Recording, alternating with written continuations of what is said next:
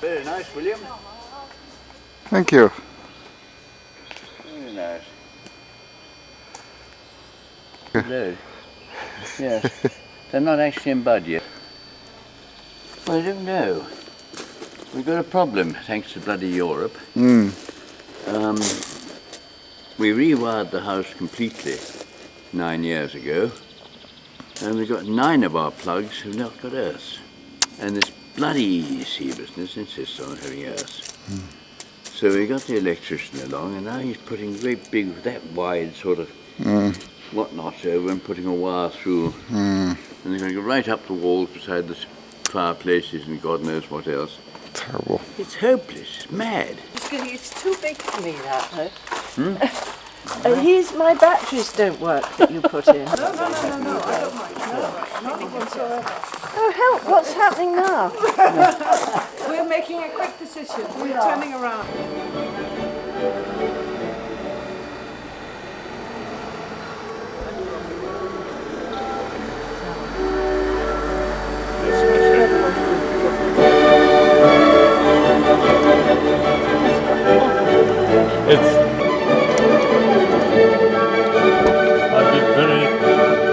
My God. Oh goodness. I mean, it was such a plate full of delicious items, from goat's cheese to salmon to duck Make to... the fun, right? I'll stick with English.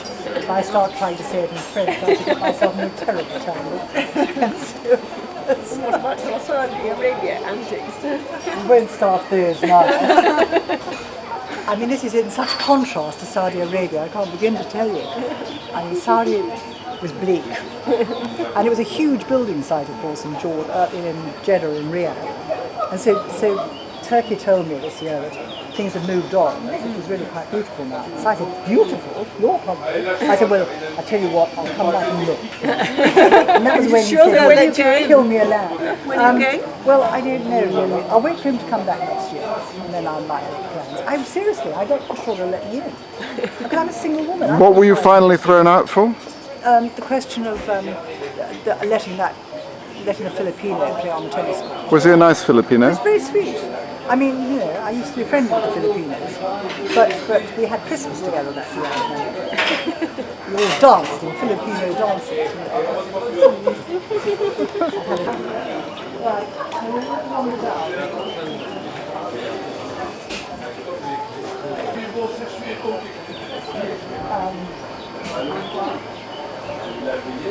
You have to turn round.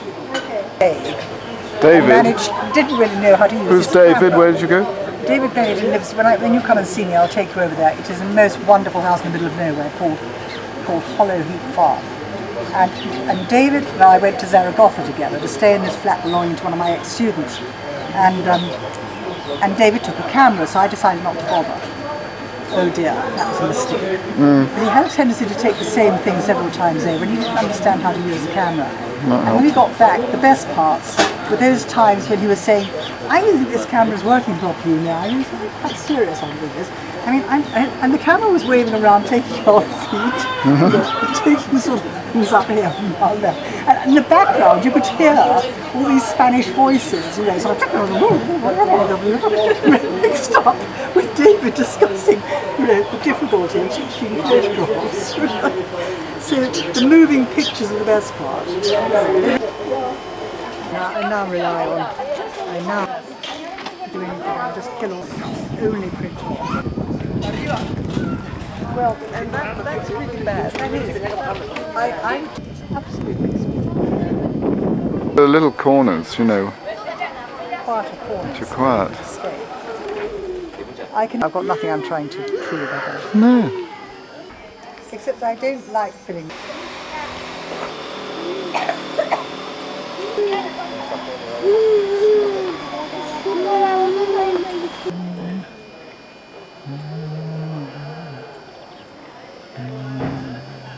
C'est ça de la route.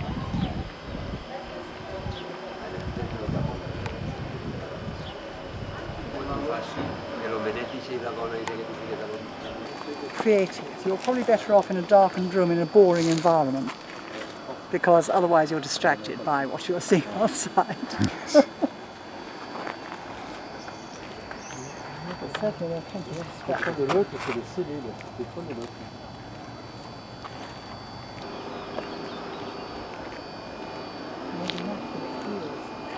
It looks so unreal when it's sat in the air. When I was flying little squares of water before.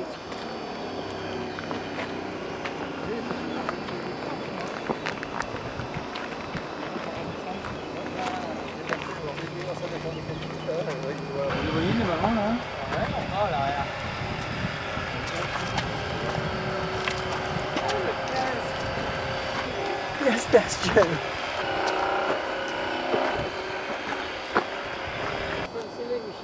Là, regarde. House down there? Yes, that little one, which they a little reservoir, as it were, in front of it. What do you call it? Where the water which we use as a storeroom. We've boarded, roofed in, but we've left a pan on the outside. So we're not. Yeah. That's where we had lunch. Well, that pad strike of the food. Shall we go in? Yes. Go on then. I'm trying to think of modern art.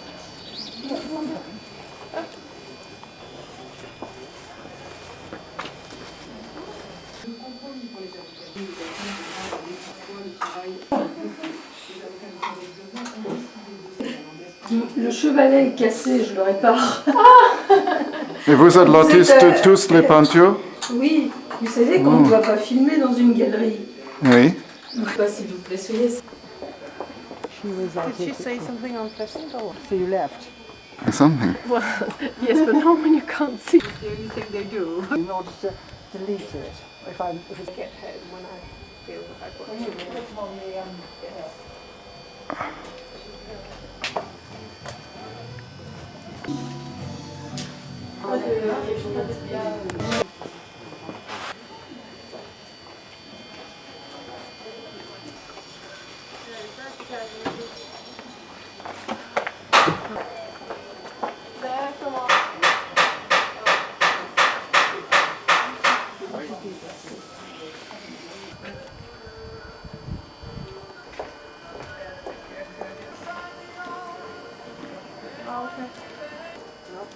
Det er altså også blevet her både i går og i morgen.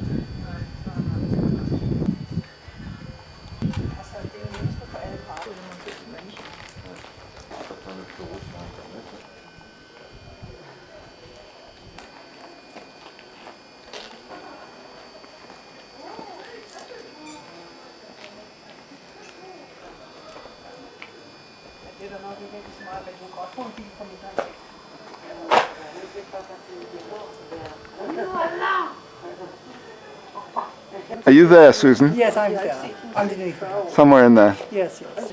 don't you? It's stone above.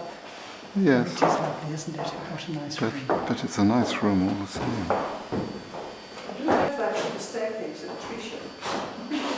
Yes. Match this. The table's pretty.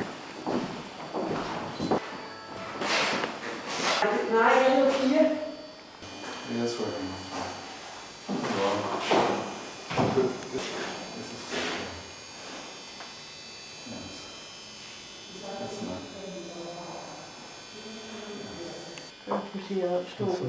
Ah, Oui, moi j'habite ici.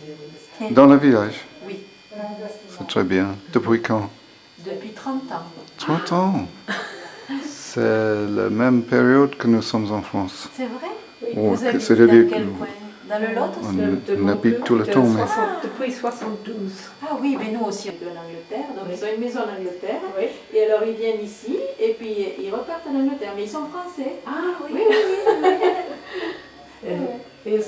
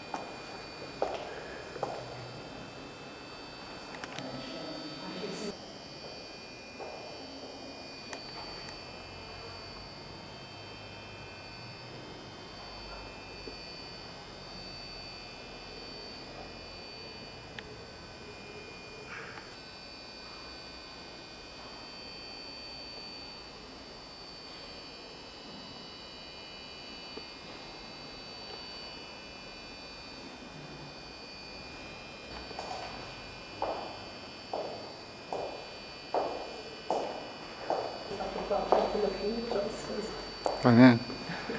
Amazing. Pretty view from up there. Yes. Preach from up there.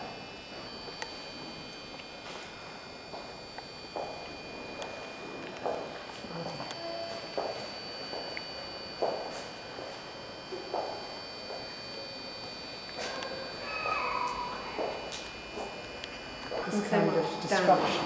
I don't know. Perhaps it was the capitals. Yes. Might have been.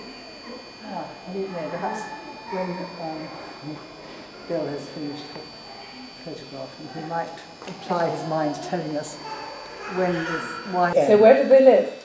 Well, this was when he was in Lithuania, but he used to come and visit me and bring along these girls, you see.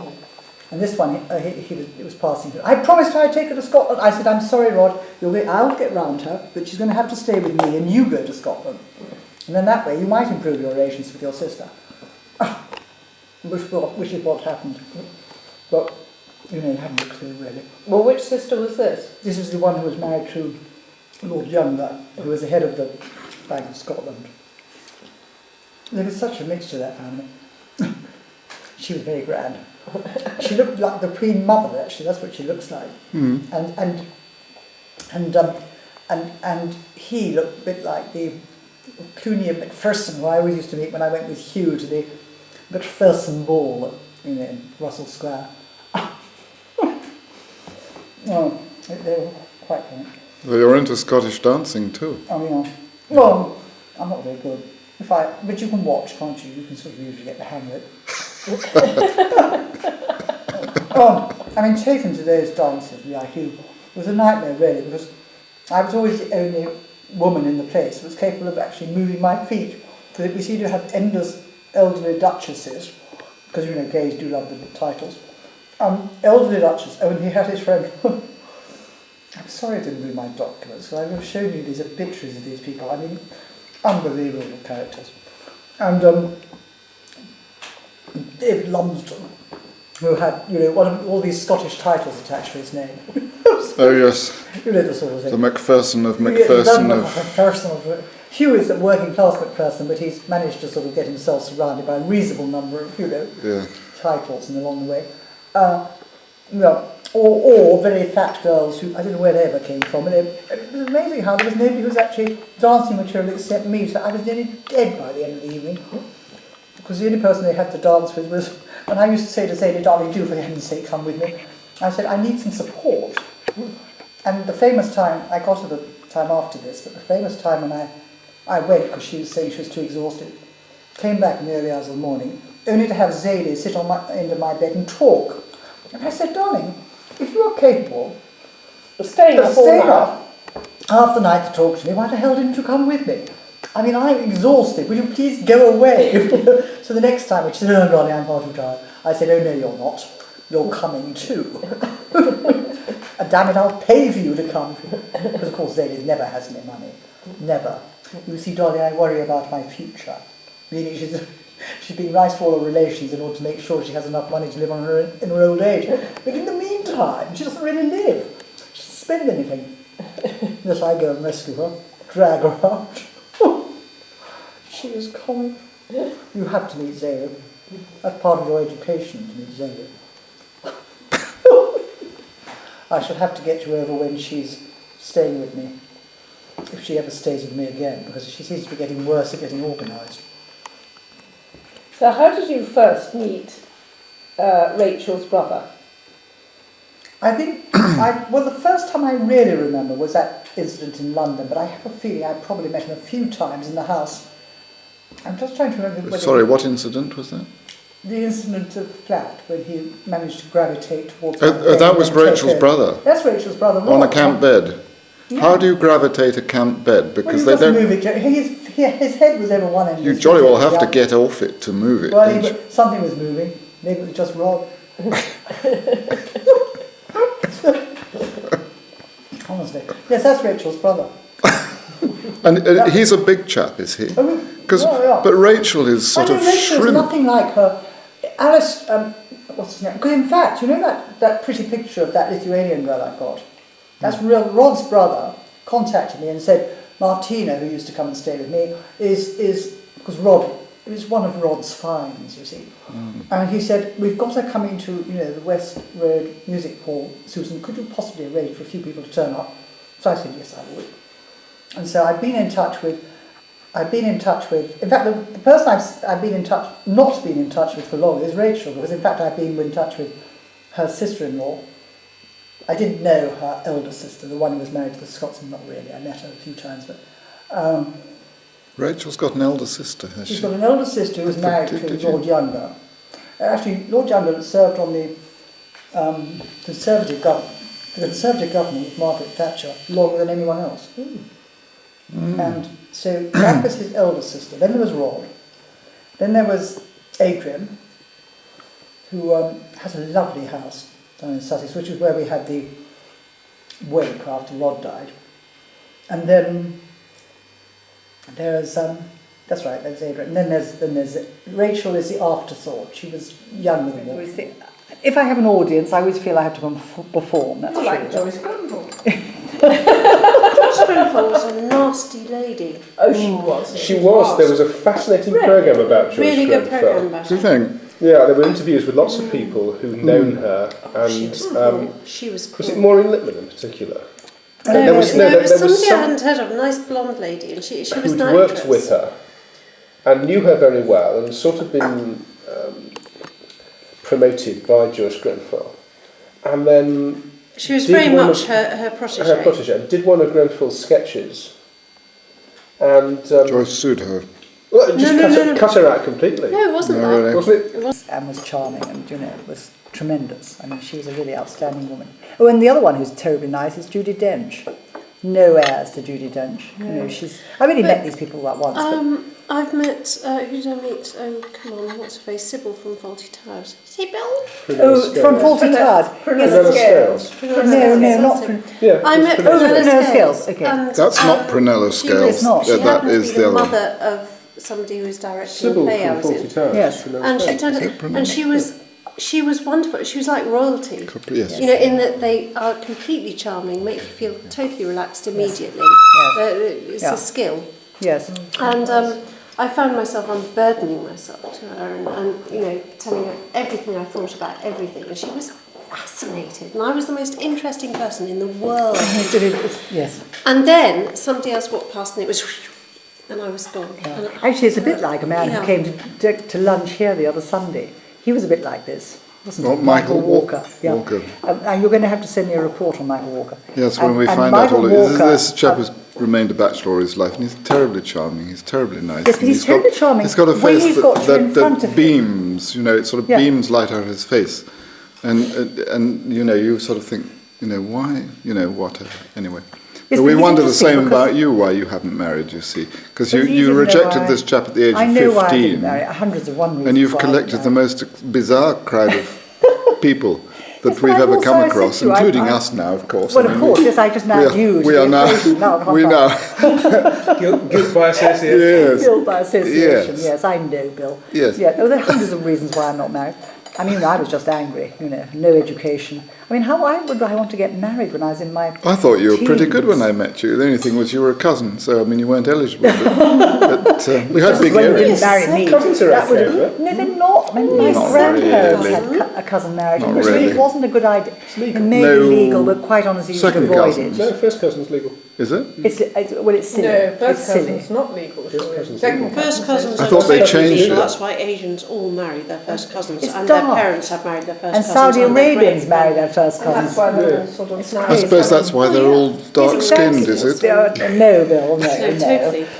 It's I like was some of them at have two heads, you college see. with Even the ones who I was at don't live in college with Cumbria. some Asian people, and she had married her first cousin, and her brother had married her husband's sister. So my brother and sister had married sister and brother, who were first cousins, and they were quite happy for their children to get together. So that was even closer no, than that's first cousins. crazy. If you think about it, her parents were first cousins, and her grandparents were first cousins. What are the children like? Well, she was in denial, and she would say it's fine, it's all nonsense, all this stuff, it's right, because obviously somebody has been saying Yes. all this hype you hear about it being a bad idea is rubbish. You must stick to your And the traditions. children?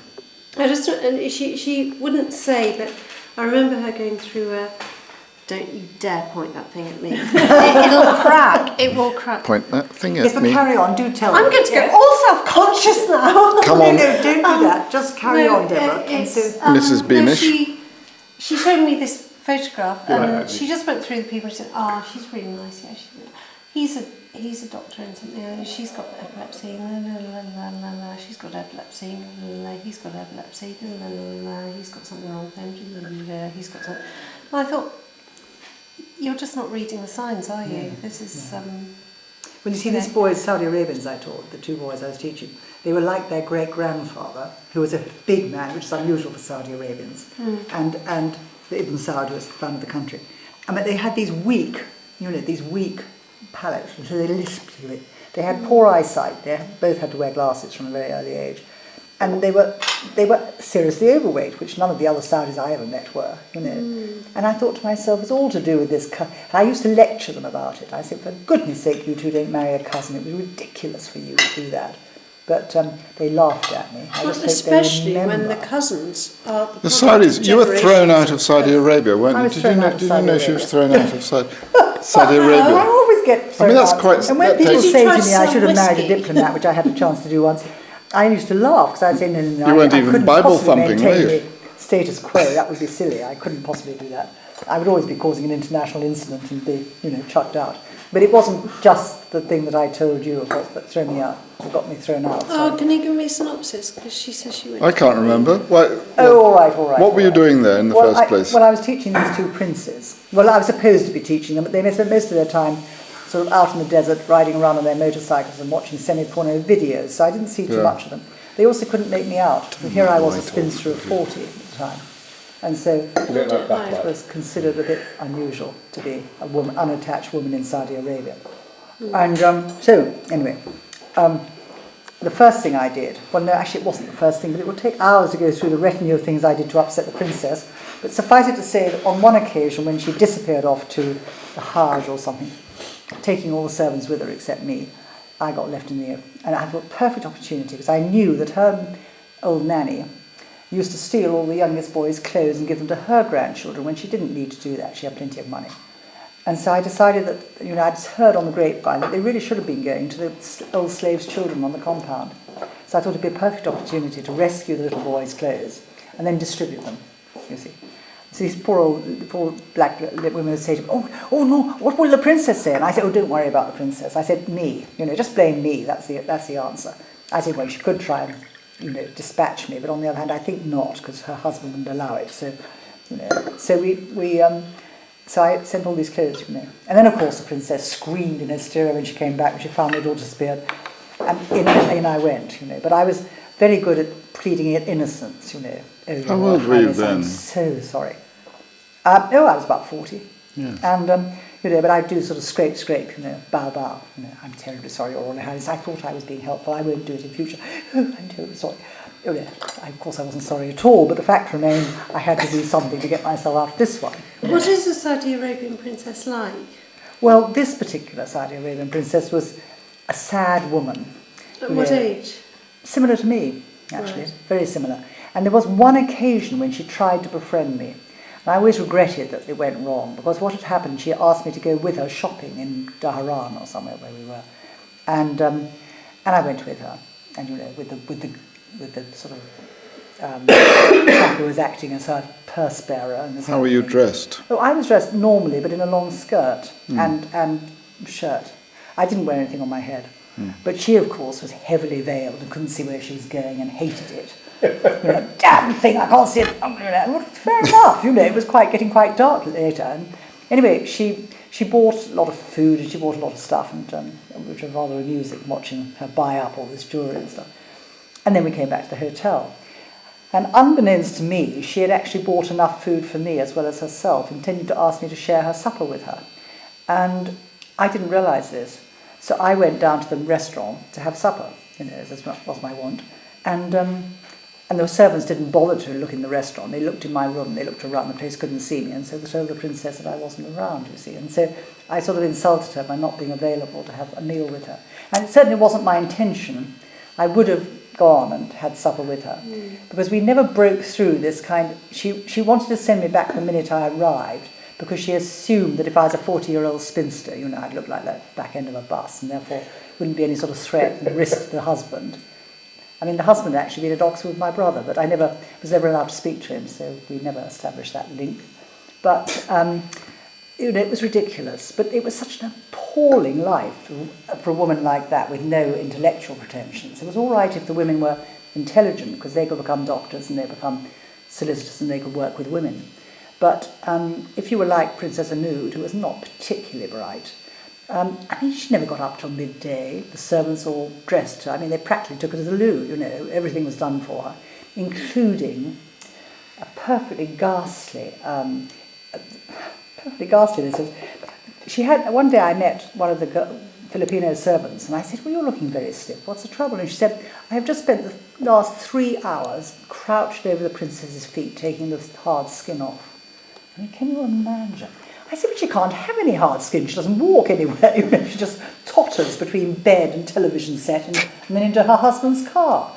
I said, you poor thing. This is just ridiculous. You're subjected to this. And this was a highly educated Filipino woman, but of course didn't have any money, so she was there earning money to send home to her family. Appalling. And then she would watch. You see, she wasn't allowed to. She couldn't have a proper job. She didn't have anything to occupy her mind. She was a pretty pathetic woman. And of course, the thing that infuriated her about me was that I had nothing. I was trapped in this compound, but I still looked cheerful. And so she got to the point where she was saying, if that woman comes anywhere near me, I'm going to throw a vase of flowers at her head. Of course, all these graphic details I would send to my mother in letters. So she developed cancer that year. My little daughter is going to be killed, sort of thing. But I wasn't, of course. I came out. But finally, what happened? Well, if you've got to go, being killed by a vase of flowers. Well, I wasn't going to be killed by a vase of flowers. It's actually one of the more interesting ones. Well, it would have been quite interesting. But the point being that I didn't think I was going to be killed by a vase of flowers for 1 minute. But if she hadn't had this rather controlling husband who could read English much better than she could, so when I used to send letters of explanation to the princess, I'm extremely sorry for this and read an explanation, she never read it. It was the husband who read the extracts to her, and he knew what was going on, but he didn't communicate directly with me. So the whole thing was ridiculous, really. But the final thing that did it was when I noticed the princess had gone out for a drive, which is a little unusual, and I was playing tennis with the nanny at that time, and one of the Filipino men came round and looking longingly at what we were doing, and I said, come and have a game. Oh, no, the princess. And I said, well, she's out. I said, let's risk it. You come in, and you can imagine what happened. So in the middle of that particular game, in comes, princess drives in again. So I didn't have too much defence on allowing the Filipino to play on her precious tennis court. So I had to be bundled off back to England as fast as possible. That was desecration. What happened to the Filipino? No, he wouldn't have been. He was all right because I took full I made sure that I took full responsibility. Yes. I said he would never have done it to Royal Highness without me. Not in the same way that Gordon Brown was rather amusingly seen as saying about those email things. There was this fantastic clip that was played on TV in which he said, "I take full responsibility for this. And that is why the person responsible has been fired." that is an exact quote. It's there on TV. And that's exactly what he said. I take full responsibility, and that's why the person responsible. Yeah. I think I saw that one. Actually. Yeah. It's just the most. It was the time. It was when he actually finally He was apologised. trying to fire on both the cylinders required. It's just magnificent. I just absolutely loved it. I agree. That was rather good. Get my eldest prince, Banda. The prince who said very pointedly to me one day when he came to a listen, "I don't like using my brain." I said, "Well, I have noticed that, Banda. You're a little slow to actually do any studying." "Well, couldn't you just tell me what to say in the exam?" I said, "No, Banda, because I won't be there, leaning over your shoulder." That's what Deborah does to all her kids. That's what I do. Tells them exactly what to write. Nothing else. You need to know what the question is. Yes, you Yes. can. Oh, you know what the questions are going to be. It's like what was said about the economics exams, is that in economics exams, the questions are the same every year, it's just the answers that change. Really? Oh. I like that. Yes, I like it. That's very good. Actually, Peter Avery's fruit. Did you ever encounter I was born at the wrong time. It wasn't like that for my A levels at all. He was an outrageous queen who lived in those rooms next door to King's College. Who's this? I'm just telling him about Peter Avery. Oh, Peter Avery. Now, where does he come in? I'm sorry, I was just talking about. I was just sort of reminded of Cambridge. Yes, well, go on. He's professor of economics, is he? Well, no, he's not a professor. He's a Persian scholar. No. Peter Avery? Is what? Is a Persian scholar. I mean, he was a. How can you be called Peter Avery and a Well, Persian? because he wasn't an Iranian. He was just somebody who knew a lot of Iranians and Arabs and a lot of titles. A Persian scholar as opposed to a Persian. Yes, he was scholar. a Persian scholar. He was a scholar of Persian. Yes, yes. He'd have been able to read. We stayed in India with a chap who would have been the local Raja if the title hadn't been abolished. Yes. And one evening he produced a framed parchment, which he said, and he was a nice chap, and no reason to disbelieve him, was the original document from 1630 awarding his ancestors the lands that he now has, signed, written in ancient Persian, Oh, well, Peter and signed with the palm print of Shah Jahan. Peter would have loved us. Well, he said that he'd had some guests who were Persian who told him exactly who could read it. And Shah Jahan was what? Shah Jahan was the chap who built the Taj Mahal. He was. Yeah. He was really built the Taj Mahal. Wonderful. You've heard of And that? you've seen Yes, the I'm Taj sorry. Mahal. I have an Arab staying with me this year from By South moonlight. who was studying English. Yes. And I was so sad that Peter had aged. And was it frightfully? I used to take all my students. to Was it? he Was it sort of like a pontificating chocolate box? at whole forth and entertainment. He was my sort of It cultural was one of those extension funny in Cambridge. experiences because you build Without it up him, so much, I'd and be then rather discouraged. I'm not sure I should and carry the other on. one says Because those rooms were so the wonderful. photographs to mean nothing. I mean, you know, they were to see it in real perfectly life. positioned. In fact, what I saw in real life was huge and queues. the awful thing is, I went on a chaos, sort of far trip. too many I went on a people. Bloomsbury trip round Kings No because although I had known organisation. Dady Rylands at one time, I didn't know It was well enough to say, beautiful. Dady, It's can a I lovely possibly come and look building, at your but I rooms? wasn't You know. surprised. And of course Maynard Keynes's rooms are also there with all these wall paintings of etc. So I thought I'd go along to this. And it was such a disappointment. I mean, first of all, Dady and Maynard Keynes's rooms have been stripped and have sort of plastic furniture in there, and sort of plastic chairs. And you hardly notice these slightly different paintings by Carrington and Vanessa Bell. Vanessa Bell, that's right. And you don't sort of notice them really because the room is so depressing that, you know, it's hard to sort of envisage what it used to be like. And I said, well, you do have some photographs, I hope, of what it used to look like when these men were here. Oh no, you see, Condé Nast has got them, and of course it'd be far too expensive to get them back from Condé. God, I thought, I mean, too expensive. I mean, if they were to produce a booklet with pictures of these rooms, as they used to be with their Italian furnishings and their, you know, it would be wonderful. I mean, they could make a lot of money because tourists would love that. You know, the Bloomsbury set being rather popular still. You know, they'd be able to sell them. instead of which, dither, you know. And I was rather proud of myself, actually, because we were in the dining hall. And you know the ballerina Maynard Keynes married. I never remember her name. Lapopovich. Yes, Anyway, yes. she was a rather famous ballerina. And there's a picture of her in the King's dining hall. And on the other side of this particular section is a picture of an unknown lady, as far as the librarian was concerned. He said, I think it must have been a benefactor.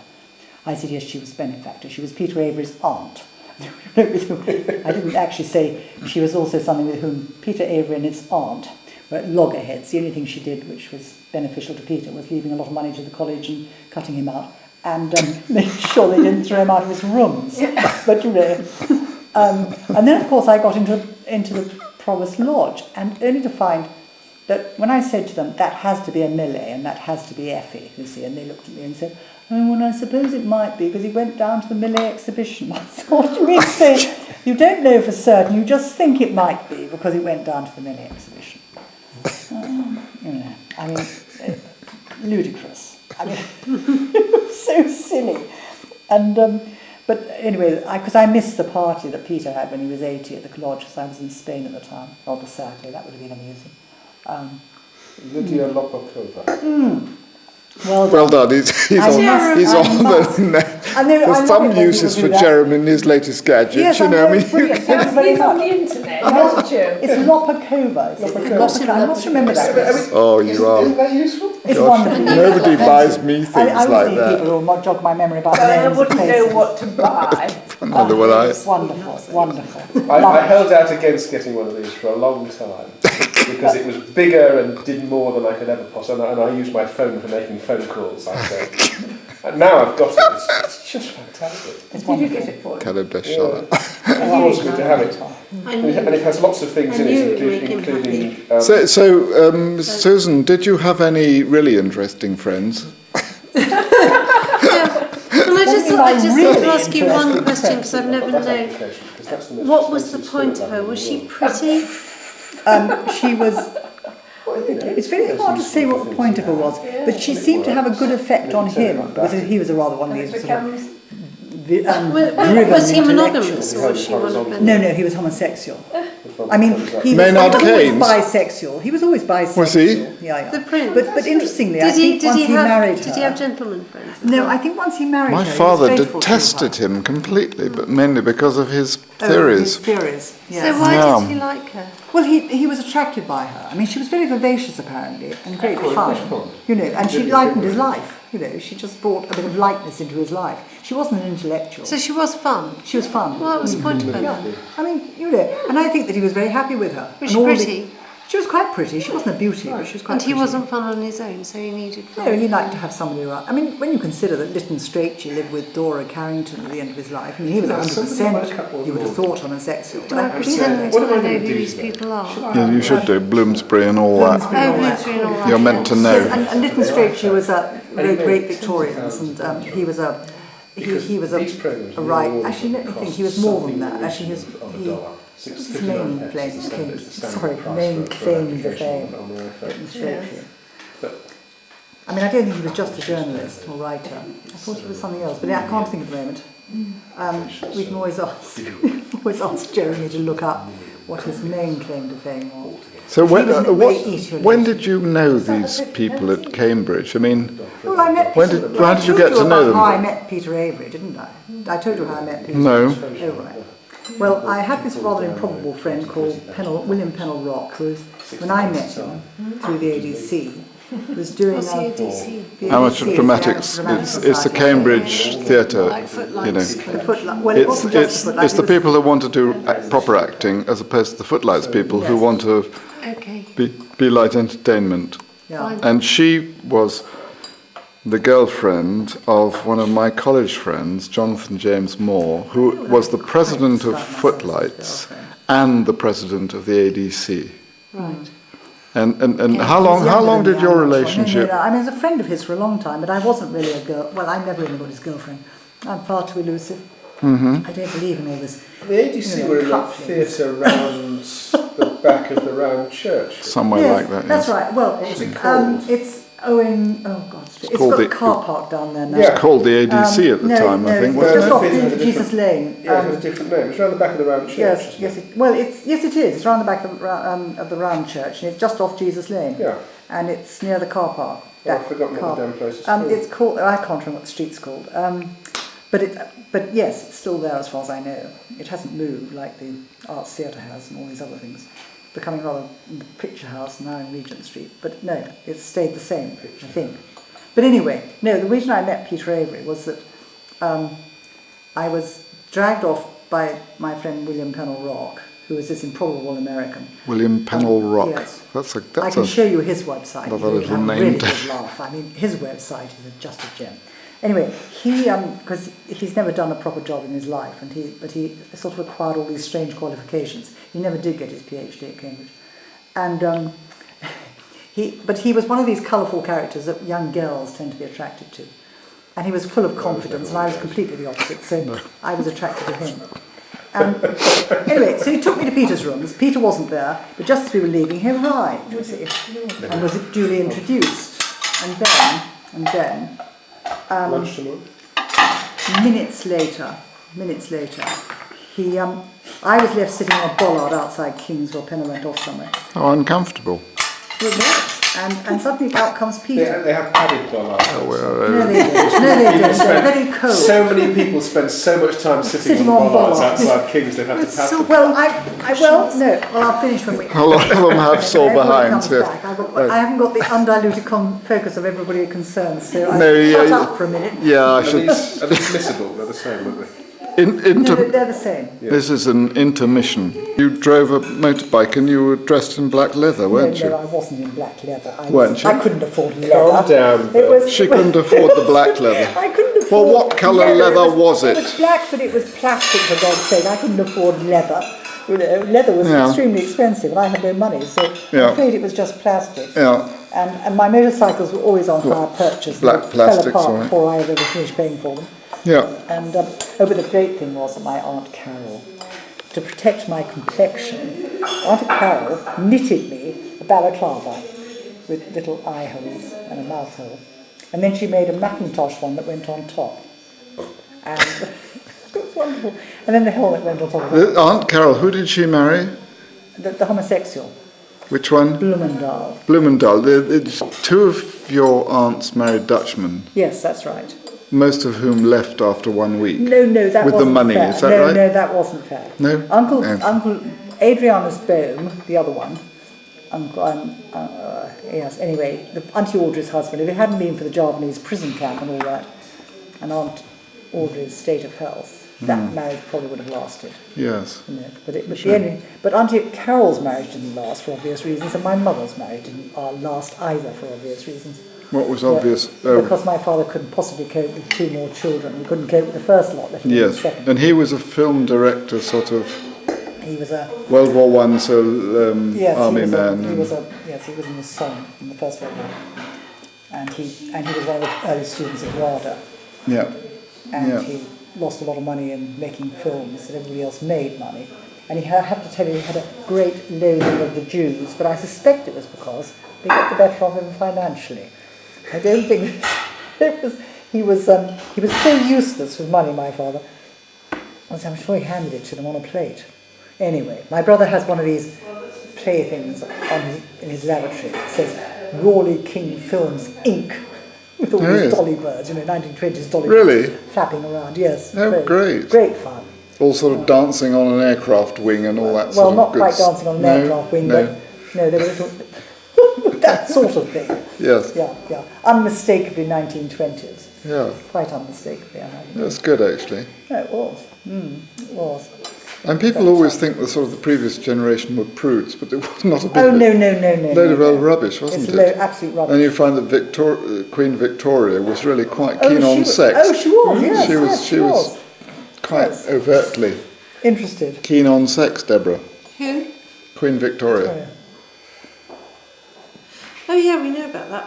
We also know about What do we know? Albert's body piercings. But Albert's what? body That piercings. was like Oh, having really? 2 glasses of Interesting. wine. I didn't know about Albert's body piercing. That's new to me. Want to know. Really? You might. The kind of thing that haunts you at 5 in the morning. That's not good. Bill, Come on, Deborah. sort it out. What's the story? I'll tell you if you sort out this dire situation. Look. No, Oh don't. God, yes, but I can't because I haven't got the. Yes, well, over in the corner there's a way of sorting it out. There's a means. There is a means. Don't worry, we can. We'll get there. I think we're just. He came out. It sounds Peter like his Avery. father, you know. Have you heard those interviews on the internet? You know, on the Dulcie website, and- I've put They're Aunt wonderful Dulcie. interviews. You Have you haven't. heard them? No, they haven't. Gosh, I mean, our you must common. listen to them. They are Jesus absolute Christ, classics. Hanslip Long's. Do you know? You met him. His mother. We've got a recording dated 1958 Yeah. of her telling to my father, you know, what she'd just done the previous week, and she was running the judging for the or the training for the speakers for the Mothers Union, and it's just a guinea a It was second. a guinea a minute, and so is was it Uncle Bertram? Uncle Bertram. Oh, he was hilarious too. I mean, it was just a gem. It was the thing that I said when I arrived here. I said, "Oh, Bill, that was so wonderful." I said, "What you're going to have to do is record everybody speaking, because listening to people speaking in this manner was so much funnier than, you know, reading family trees and everything else. And then you listen to this lot, you know, and you thought, oh, this is wonderful."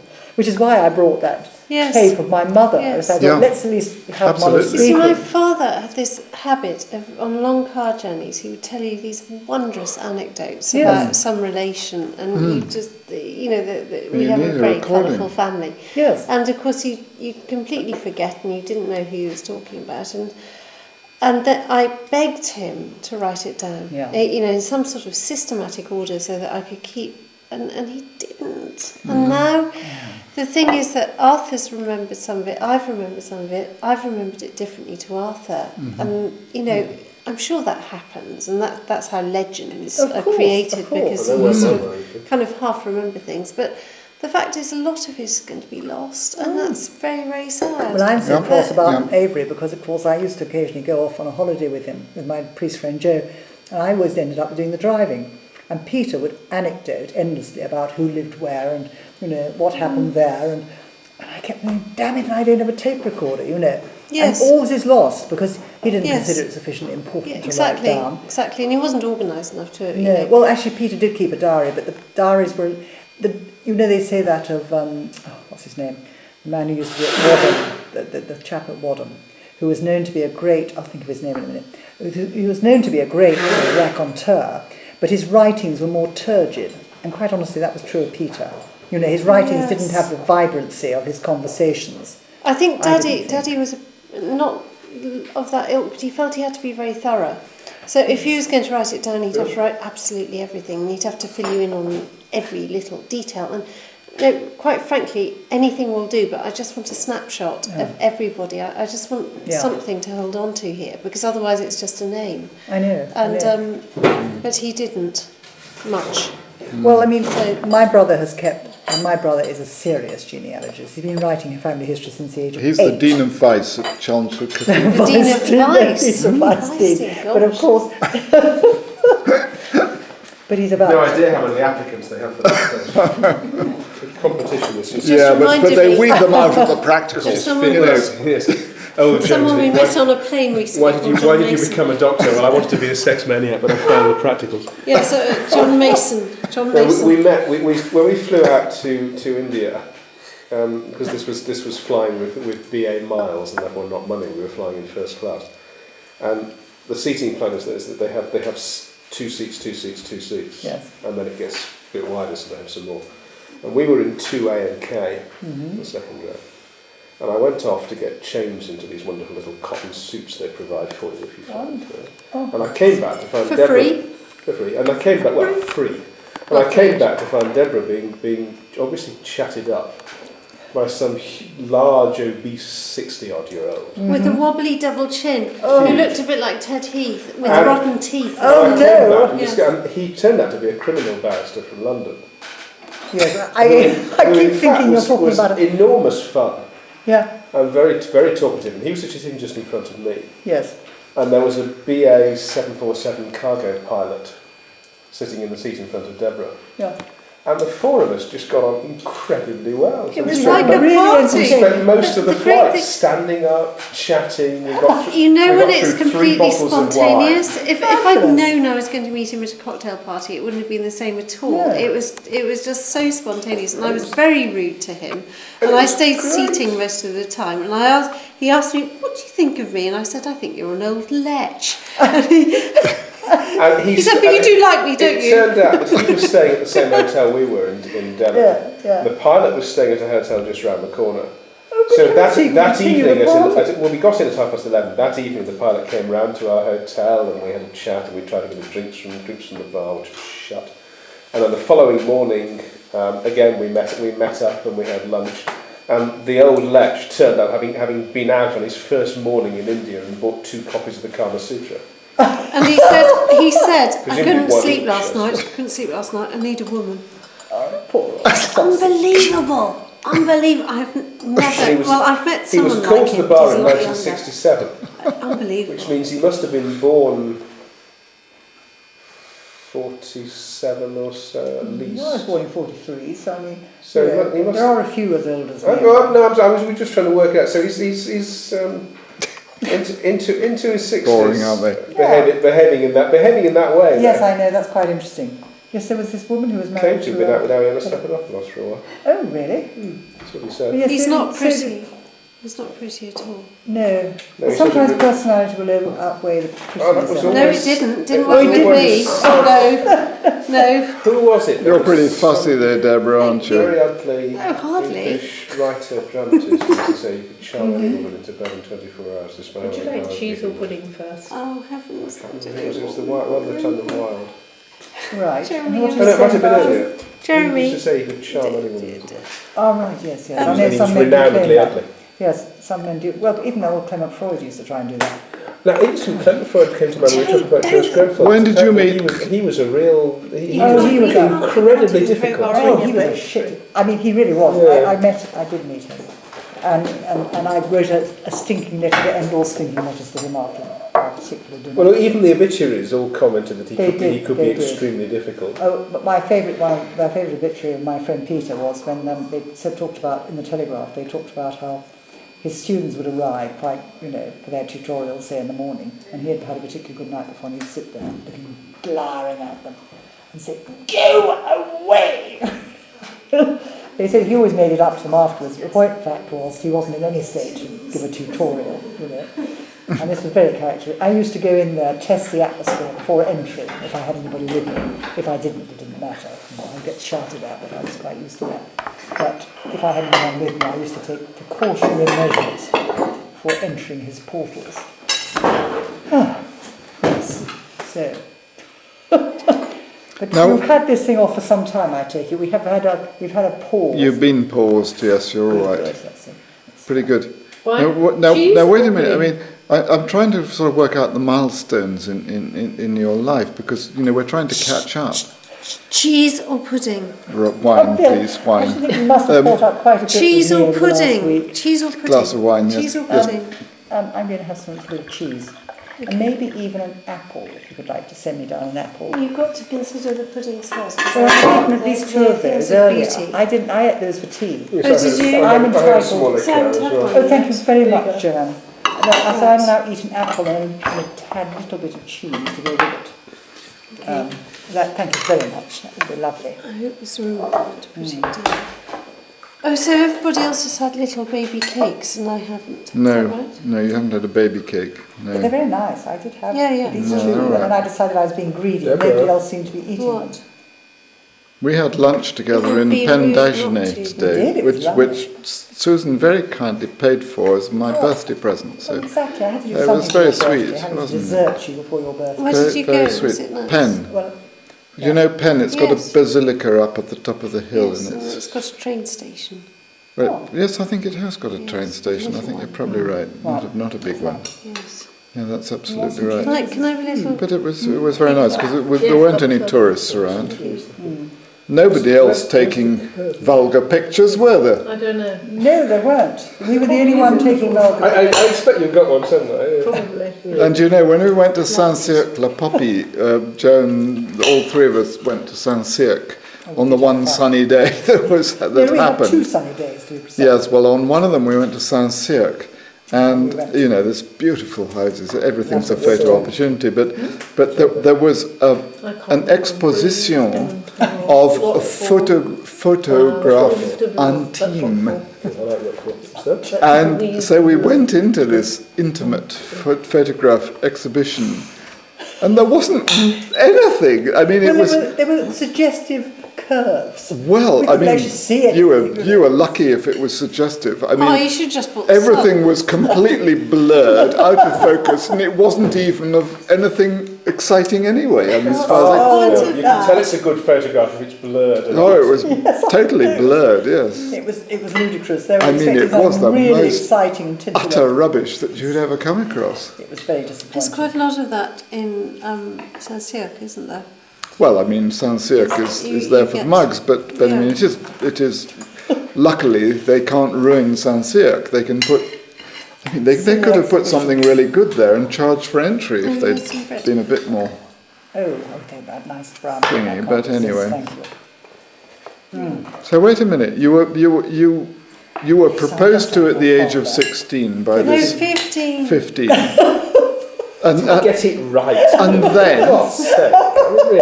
then And then, well, I was very foolish, you see, because I should have married Iverson. Only insofar as Iverson I would then Wheatley. have, yes, only insofar That's a as I would then have fantastic name. escaped How do you- sheer horror of 3 years in Tunbridge Wells in a cultural desert surrounded by nannies. Tunbridge Wells is a lovely place. Well, maybe if you're not being dressed up in nanny's uniform and pushing prams round town with half-caste babies in them. Everybody was singing. Yeah, well, most of the children were mixed race, as I say these days. I suppose And, they'd all come back from the colonies, hadn't Yes, they? and they were just being dumped in these homes. God, it was murder. I hated every minute of it. What was wrong with them being Emmental. half-caste? Nothing wrong with them being half-caste. I just felt so sorry for the poor little blighters. And Yeah. I was a useless nanny. So what was the story of these children? They were, unwanted children, basically. this is And- what you and did lots of instead of getting married at the age of 15. That's right. The unwanted children of who?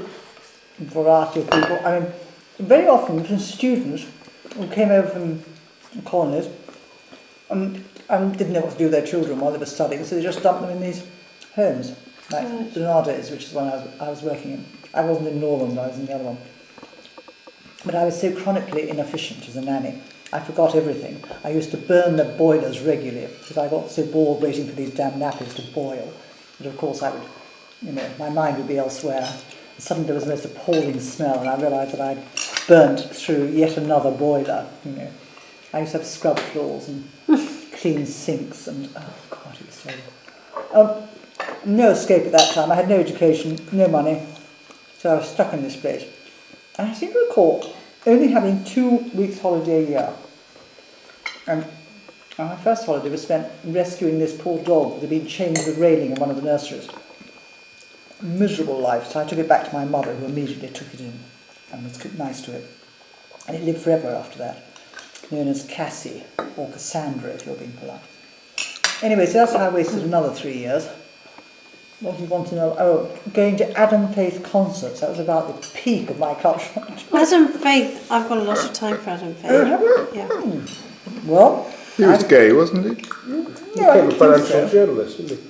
I don't think Did so. he? Did he? Sorry, financial column. Didn't he? What? Well, He was for the Daily Mail. I remember he did do that, didn't he? He wasn't Well, complete- Brian May from Queen has just completed a PhD. Didn't he do in half the six nuclear months? Wasn't physics he in or the- something? No, that was Tommy Steele. Tommy Steele, wasn't it? I think. Yeah. What did Tommy Steele do? Cliff Richards. Oh God, don't speak to me about certificates. What do you know about Cliff? My friend Susie, to whom I'm deeply devoted, and she wouldn't stop playing.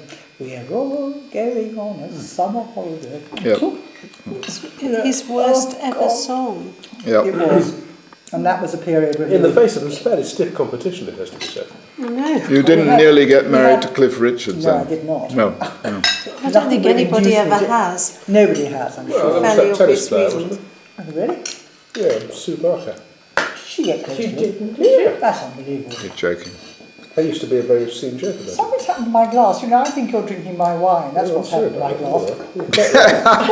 I think I'm one on my own. Bastard. No, I don't mind. Can we fill you up again? No, I'm fine. It's all right. I don't, as you know, like drinking too You much. don't drink enough, I right? don't- no. That's the only way you've disappointed us in the whole of the week that you've been here, is you My haven't restraint really on the drunk alcohol. enough, you know. You wait till Walter arrives. He is extremely restrained. One glass, perhaps. Oh He'll my toy with God. one glass. Oh, how awful. Oh, he's all right. He'll talk to you. It's just he, you know, he's very restrained about the alcohol. He I needs suppose that's what having an alcoholic father that does to you. Rockford, please. Well, he might toy with two of you. So after this sort of changing nappies period that Yes. you went through, Then what I became happened a then? nanny for 2 weeks, and then I walked out and hitchhiked home and got attacked Why twice did in you one day. Why did you walk out? Because the children were totally beyond the pale. I mean, they were completely unmanageable. A previous nanny had a breakdown looking after them, so I decided not to stay around long enough to have a breakdown. What year was this? Ish. How old were you? I was about 18, 19. I went to this beastly college when I was about, just before I was 16, so that's 16, 17, 18. Yeah, it was about when I was about 18 or 19. Then I went off to be a prep school matron and used to outdrink all the masters at that period of my life. Oh, that's but I good. could get up to 11 stone in weight, so that wasn't, and I had a scooter in those days. That was in Scotland. No, it wasn't, sorry, correction, it was in Bromsgrove in Worcestershire. That's where I met Jonathan. That was a private school then? That's where I met Jonathan James Moore. What? Because he was in the senior house, Not at Cambridge. Oh, and I yes. was in the junior house. He was Looking after was boys. at the school. Yes, So you met him when he was a schoolboy? yes. And you were about the same age, I suppose? Well, roughly. He's younger. He was a bit younger than me. Yeah. Years perhaps. My great moment was when I arrived in some department store in London about 4 Yes, years Manuel. later. Bill, about 4 years later, I arrived in a department store and this person on the other side of the counter said, "Oh," he said, you used to be my assistant matron." I said, "Oh, God." You know, I wasn't that old at the time. This young man behind us remembered that I was his assistant matron in his prep school. You don't look like a matron. No, I wasn't very good at it. But the thing was, there was a wonderful play they produced at the end of a school term, which and each boy walked across the stage. They all seemed to have got involved in this play, each pretending to be a different master, saying, "Has anybody seen the assistant matron? Has anybody seen the assistant matron?" You know, because I was known to sort of disappear for a period, go off down to have a drink with one of the masters, and then the other master would be looking around where the hell I was, you know. Oh, and another occasion when I was there, the matron of that school at the time was quite a talent copyist. And one day she did a painting of this nude woman. It was quite a famous one. It may have been Deborah even. It was quite a famous painting. And she hung it in the staff room, and everybody started saying, "Is that the assistant matron?" So we didn't bother to sort of say, "Don't be so ridiculous, you ought to recognise it," you know. And so we smiled and let it pass until the headmaster got wind of it and insisted it came down on, must come down. But this particular model had long hair, it was roughly my build. It could be me, seen from 3/4,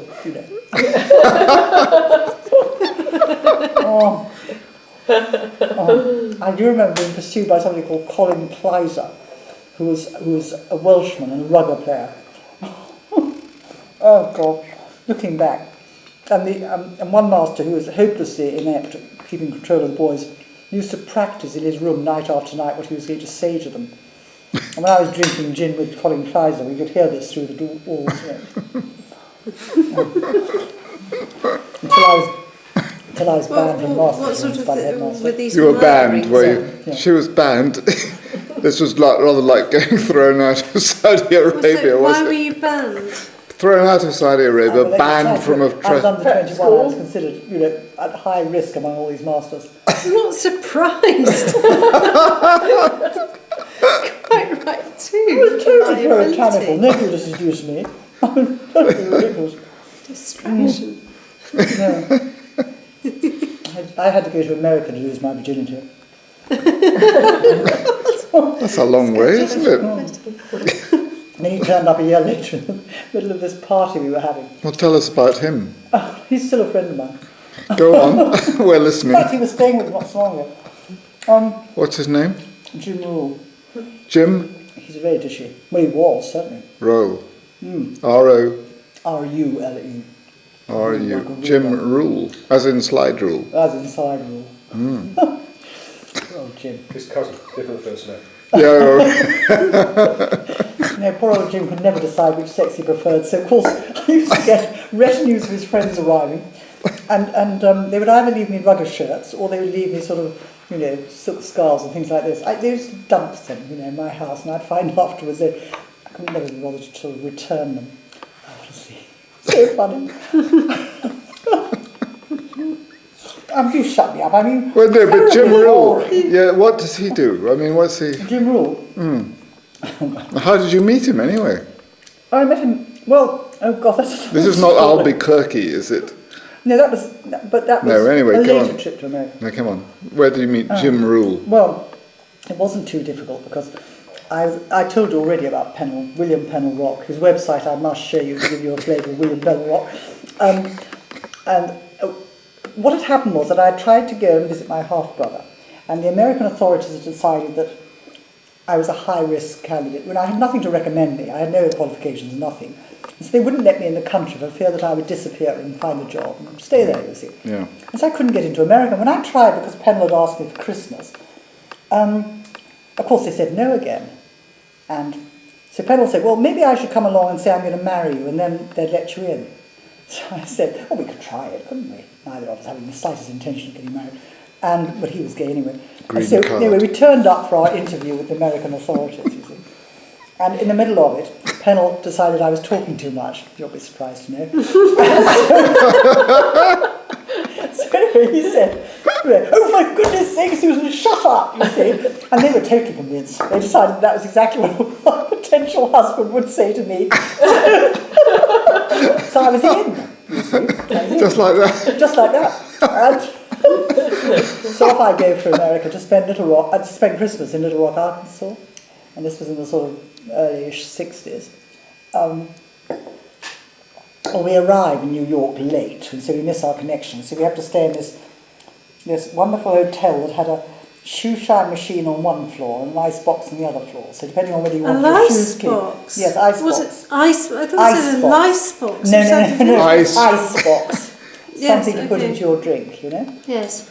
And as we were going up in the lift to our floor or our room, it coincided with a lot of these American football players, and so they all said, "Oh, we like your hat," because I was wearing a hat at the time, and they said, "Are you married?" And I was just about to say, "Oh no," and I got a huge kick from Pennell, who was terrified they would start following us for the rest of the evening if I admitted not being married to him.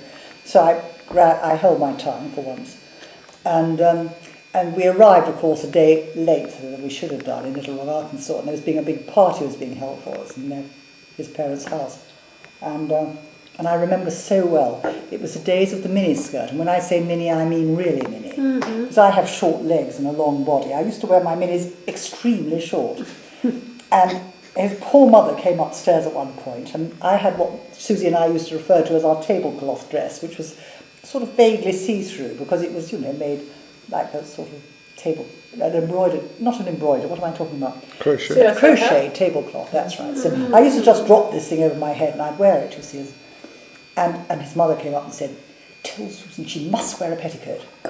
I thought, now that's a bit dangerous. I didn't have one that was suitable, so sister had to be dragged in, who brought me a flesh-coloured one. Well, of course, that made me look even more indecent than it was before, because before you could see I was wearing a bra and pants. The minute you put on a flesh-coloured and as I was getting changed, I glanced out of the window, and there, coming down this broad Little Rock street, was this completely dishy man wearing a sort of fuzzy black Russian hat, because he was doing a PhD in Russian history at the time, and he had this Russian, hat on, and he was driving a convertible Mercedes, and I thought, oh my God. And then in he comes, you see, to the party. And so I wasn't really Pennell's girlfriend. I wasn't really his girlfriend. I was just a friend of his. He wasn't really interested in women. So, you know, I'm afraid I spent the evening being nice to Jim and he to me, you see. And then at the end of the evening, I got this long lecture from Pennell about how this was his sister's boyfriend, you know. And I thought, oh no. Particularly later that Christmas, it was discovered she had leukemia, which wasn't exactly the most, you know, cheering bit of news. And of course, Hodgkin's disease. And in those days, the cure, or the attempted cure for Hodgkin's, was actually almost worse than the disease itself, you could imagine, in the early 60s. So she's... Sorry? Radiotherapy. Yeah. So it meant... Radiotherapy. Radiotherapy. Yeah. Still is. It's a curable disease. It is curable. For the most part. But the trouble is they did so much damage to her in the process of trying to cure it. It's rather better focus now. I know. But at that time, you know, poor old Ivory, she had a pretty rough... What affected it happening? Radiotherapy, well, it's burns, it causes scars. Hodgkin's is not nice. So anyway, Jim Rule, slide rule, Is this the strop in the Russian hat? Yes. Yes. this slippery slide rule. The slippery slide rule and I ended up... Well, actually, it was arranged that I should go and stay with this girlfriend of Ivory's, Ivory being Pennell's sister, when I went to California in search of my brother, my half-brother, the only one who's still alive. And so we were put on an aeroplane. But the thing was that Jim and his friend had also arrived on the same aeroplane going back to, you know, California, because he was at Stanford at the time. So we stuck the girl who I was supposed to be staying with next to the man who she hated, Pennell's friend. And he and I sort of settled down and we decided I'd go and stay with him instead. So that was all great fun in this rose-covered cottage. And and then, of course, my half-brother rose up the next morning. I had finally tracked him down. And the minute he opened his mouth, I knew he was gay. And I also knew that he had my father's laugh. It was really quite creepy. It was like a laugh out of the grave, because Daddy had been dead about 2 or 3 years by then. It was all a lot of activity all at once. Sounds like it. So you got to know Jim quite well? Not then so much, no, that was a brief fling. But a year later he suddenly turned up on the doorstep when we were having a major party. Because everybody got frightfully excited. You know, Susan's beau had suddenly turned up. And so I shoved him in a room with Zaley for the night. My mad friend Zaley. Couldn't know what else to do with him. So, and then we spent the next 2 weeks getting to know each other. We've been friends basically ever since. I mean, he's a good friend of mine. What does he do? Oh, well, when I knew him first, he was academic. Well, he was being fairly academic. Then he went off into the I mean, didn't have a tour job? operating, that's right, Yeah. tour operating business. He used to travel around with these vast quantities of lawyers in tow, you know, travelling the world. And so I used to it was a lovely opportunity actually to stay in all the big London hotels, free gratis. Because he would bring all these lawyers, you see, and I just popped down to London wherever I was and stay with him. It was quite interesting.